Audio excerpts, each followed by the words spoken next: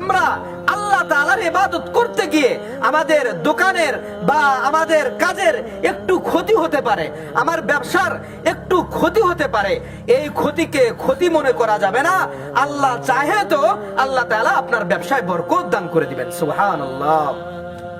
আপনার ভাগ্যে যদি রিজিক লেখা থাকে, আল্লাহ তাআলা মনে করেন আপনাকে 63, 62 বা 50 এইরকম একটা আয়ু দিয়া নির্ধারণ করে আপনারা সৃষ্টি করছে, তো আপনারা যখন এইরকম একটা বয়স দিয়ে সৃষ্টি করছে, আল্লাহ তাআলা সাথে সাথে আপনার রিজিকের বন্টনটাও সেখানে লিখে দিছে যে তুমি কতগুলো রিজিক খাবা, কত খাবার তুমি খাইবা, সবকিছু আল্লাহ তাআলা লিখে দিছে। তো একটা বালু পরিমাণ রিজিক বাকি থাকতে আপনি মৃত্যুবরণ করবেন না, ওই একটা বালু পরিমাণ রিজিক আপনি খায়াই মৃত্যুবরণ করবেন, যতটুকু রিজিক আপনার ভাগ্যে বন্টন আছে। তো হাদিস শরীফের মধ্যে আল্লাহ রাসূল বলছে, কোন বান্দার ভাগ্যে যদি রিজিক লেখা থাকে, ওই রিজিকই বান্দার কাছে চলে যাবে।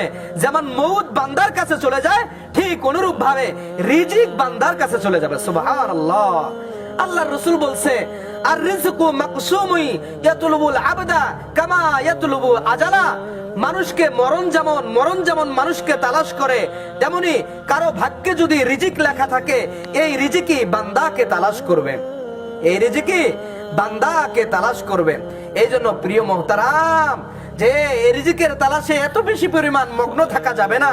আল্লাহকে স্মরণ করতে হবে, আল্লাহর ইবাদত করতে হবে, 5 ওয়াক্ত নামাজ ভালোভাবে আঞ্জাম দিতে হবে, তারপরে আপনি রিজিকের তালাশে ঘুরে বেড়ান।